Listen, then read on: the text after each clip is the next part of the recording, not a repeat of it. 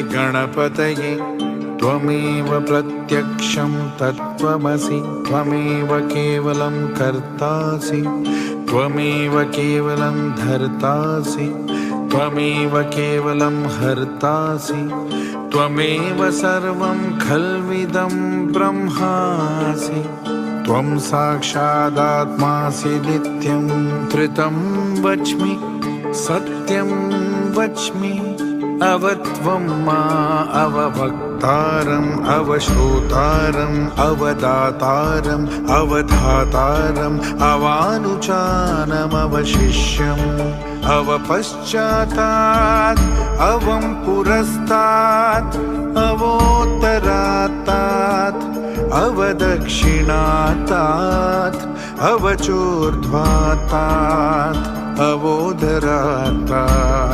सर्वतो मां